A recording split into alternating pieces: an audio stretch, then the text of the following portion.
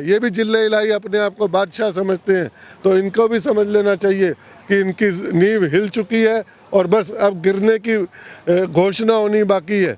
अगर ये आज संभल गए तो उनको प्रोटेस्ट का राइट दे दिया, उनको संभलने का समय दे दिया, उनको शांतिपूर्ण आंदोलन करने का समय दे दिया तो ठीक है, और इन बिलों को वापस ले लिया तो ठीक है।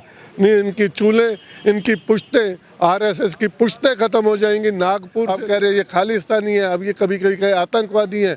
जो प्रोटेस्ट करे वो आतंकवादी हो जाता है। पहले सीए का आंदोलन के प्रोटेस्ट किया वो आतंकवादी थे।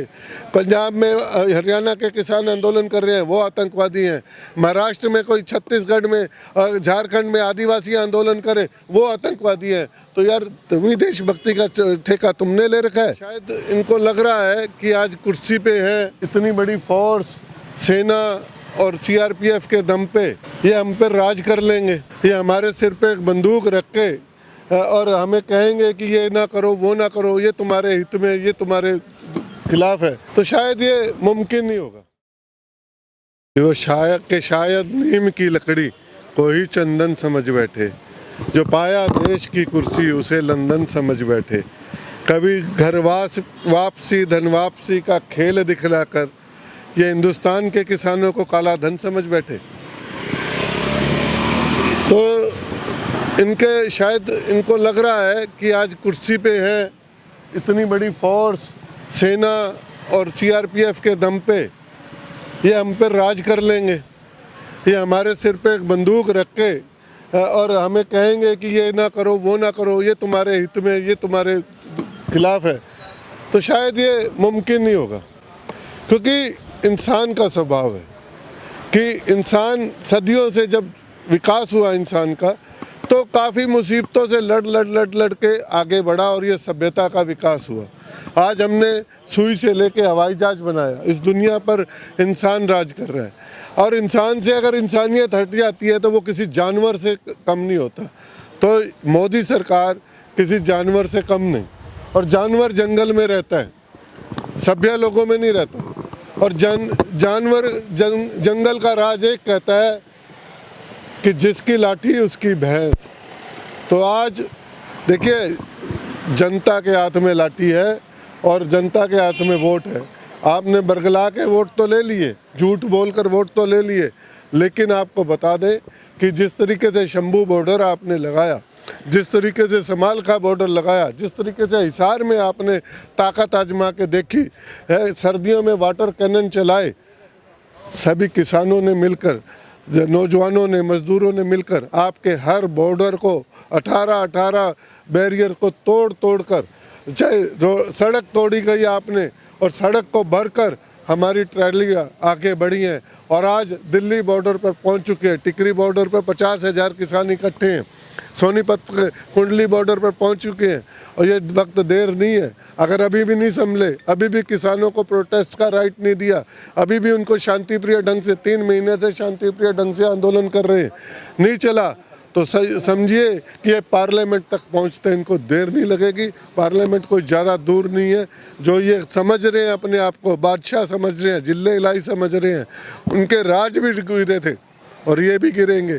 सिक्खी से इतिहास रहा है, 18 बार दिल्ली पे फतेह की थी, तो अब फिर वहीं से, पंजाब से वही जत्था चलकर यहाँ आ रहा है। और इसको समझ लेना चाहिए, मुग़ल भी बड़े मुगालते में थे कि ये क्या कर लेंगे, और ये भी मुगालते में है। ये भी जिले इलाही अपने आप को बादशाह समझते हैं, तो इनको भी समझ लेना चाहिए कि इनकी नींव हिल चुकी है और बस अब गिरने की घोषणा होनी बाकी है।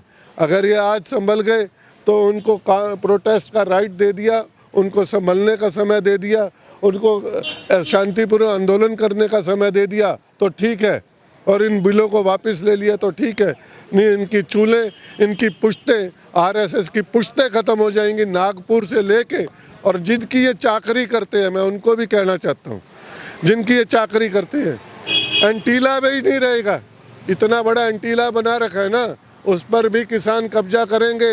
जिनकी वक्फ बोर्ड की ज़मीन पर बना हुआ है तो उस पर भी कब्जा करने के लिए लोग तैयार हैं। आप ध्यान रखिए कि जनता को तंग मत कीजिए, जनता को उनकी आज़ादी मत छीनिए, नहीं तो वो आपकी आज़ादी छीन लेगी। बस मैं यही कहना चाहता हूँ। सरकार का सिर्फ कहना है कि जो किसान प्रोटेस्ट कर रहे हैं, प्रोटेस्ट करने से जो बात है उसका वो हल नहीं निकलेगा, बातचीत करने से हल निकलेगा। तो बातचीत करने के लिए 3 बार किसान यहाँ दिल्ली आए, क्यों नहीं की बातचीत? काफ़ी समय से किसान आंदोलन कर रहे हैं। कोई कहता है ये फलाना पार्टी आंदोलन करवा रही है, फलां ये करवा रहे हैं, अब कह रहे हैं ये खालिस्तानी है, अब ये कभी कभी कहे आतंकवादी हैं। जो प्रोटेस्ट करे वो आतंकवादी हो जाता है। पहले सीए का आंदोलन के प्रोटेस्ट किया, वो आतंकवादी थे। पंजाब में हरियाणा के किसान आंदोलन कर रहे हैं, वो आतंकवादी हैं। महाराष्ट्र में कोई, छत्तीसगढ़ में, झारखंड में आदिवासी आंदोलन करे, वो आतंकवादी हैं। तो यार तुम्हें देशभक्ति का ठेका तुमने ले रखा है। आज़ादी से पहले अपना इतिहास तो देख लो। 1942 के भारत छोड़ो आंदोलन में ये कहाँ थे? किसकी गुलामी कर रहे थे? किसकी मुखबरी कर रहे थे? ये बताएं ना हमें, किसकी मुखबरी कर रहे थे? नेताजी सुभाष चंद्र बोस जब भारत पर हमला, ब्रिटिश भारत पर हमला करते हैं तो किसने सेना में भर्ती करवाया अंग्रेजों की? ये बताएं ना। सेकंड वर्ल्ड वॉर में ये किसका समर्थन खुला कर रहे थे? सावरकर से लेकर गोलवलकर तक। अब इनको देशभक्ति याद आ गई है। ये सिर्फ धर्म के नाम पर सरकार के समर्थक सर लोग हैं, उनका कहना है कि जो किसान है प्रोटेस्ट कर रहे हैं वो किसान नहीं है, जो किसान है वो तो अपने खेतों में काम कर रहा है। ये प्रोटेस्ट है कौन? हाँ, तो लाखों लोग ऐसे आ गए हैं। आपने कभी किसान को देखा है? आज का किसान वैसे नहीं है कि कपड़े धोती कुर्ता डाल के खड़े। आज का किसान भी जीन्स डालता है, आज का किसान भी कुर्ता पजामे। उसके अभी भी घर पे घर की छतें चो रही है। आप जाकर देखिए तो सही। और ये जो ट्रालियां हैं ये किसानों की हैं और किसकी हैं? किसान के पास होता क्या? Tractor trolley. पहले बैलगाड़ी थी, बैलगाड़ियों में आता था। आज ट्रैक्टर ट्राली है तो ट्रैक्टर ट्रालियों में आते हैं। जो पॉलिटिकल पार्टियां हैं सर, अलग अलग पार्टियां, तो वो लोग जो खुलकर सामने नहीं आ रहे हैं इन बिलों के विरोध में, अपनी स्पीच वगैरह में बोलते हैं कि ये बिल सही नहीं है, तो इस पर क्या कहेंगे? देखिए, राजनीतिक पार्टियों का कई के अंदर आपस में ब्लैकमेलिंग चल रही है। आपस में इनमें एक साठगांठ भी है और ब्लैकमेलिंग भी चल रही है। एक दूसरे को ये ब्लैकमेल कर रहे हैं और उनमें इतनी हिम्मत नहीं है। इनको विलासता की जो आदत पड़ रही है। अगर राजनीतिक पार्टियां में दम होता तो राज्यसभा में इतनी बिना चर्चा के ध्वनि मत से ये बिल पास नहीं होते थे। तो सर क्या ये सरकारें भी मिली हुई हैं? सरकार के साथ तो मिले हुए तो हम नहीं कह सकते, क्योंकि वो कुछ दल, राजनीतिक दल हमारा समर्थन भी कर रहे हैं। लेकिन बावजूद इसके कि उनको जिस शक्ति से, जिस ताकत से इसका विरोध करना चाहिए था, उस शक्ति से, उस ताकत से वो विरोध नहीं कर पा रहे। इसका मतलब उनमें अब दम नहीं रहा है। या तो कल अरेस्ट कर लिया गया था, तो क्या अरेस्ट करने से ये जो आंदोलन है उसको कम करने की कोशिश की जा रही है कि इससे और बढ़ेगा? देखिए, हरियाणा से मैं आता हूँ। हरियाणा में लगभग 300 किसान नेताओं को अरेस्ट किया जो हर क्षेत्र के अलग अलग थे, और हमारे घरों तक भी पुलिस पहुंची।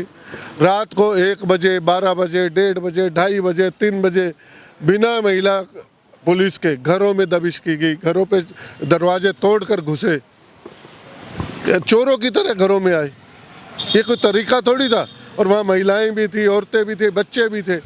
उन्होंने सारे कानून को दाव का, अंग्रेजों ने भी ऐसा काम नहीं किया। रात को अरेस्टेशन, 70 साल उम्र के लोगों की अरेस्टेशन। यहाँ पर जंतर मंतर पर अभी परसों की बात है कि 5 किसान भिवानी से आए थे, बेचारे 70 साल के थे। आपको वो पार्लियामेंट स्ट्रीट पे उठा के लेके भी आप यहाँ करने के आ रहे हैं, पैदल आ रहे हैं। इनको उनसे इतना डर था, बिना बताए।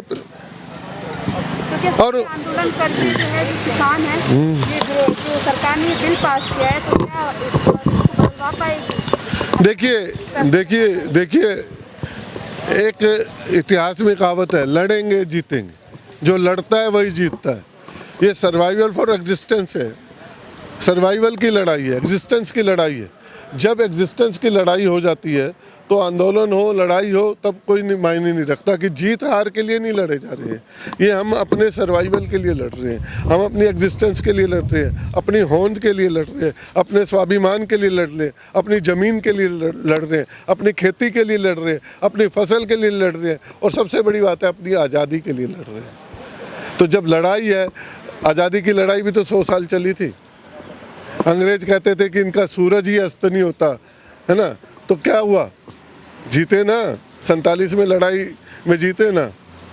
तो देखिए लड़ाई लंबी हो सकती है, आप ये कह सकते हैं, जीत हार की बात नहीं है, बात यह है कि उसमें भी ये रसाकशी है, उसके अंदर भी दम देखेंगे कितने हैं, और हम भी देखेंगे कि कितना दमन करते हैं। भगत सिंह ने कुर्बानी दी, राजगुरु सुखदेव ने कुर्बानी दी, महात्मा गांधी को मार दिया गया इनके द्वारा, और काफ़ी सुभाष चंद्र बोस रहे, काफ़ी क्रांतिकारियों, गदर आंदोलन के क्रांतिकारियों ने कुर्बानियाँ दी है, और करतार सिंह सराभा ने जो चलाया था, सरदार अजीत सिंह ने पगड़ी संभाल जट्टा, ये लड़ाई तो यही थी। तब भी ज़मीन की लड़ाई थी, आज भी ज़मीन की लड़ाई है। तब अंग्रेज कब्जा करना चाहते थे, अभी उनके चमचे काले अंग्रेज कब्जा करना चाह रहे हैं, बस फ़र्क इतना है।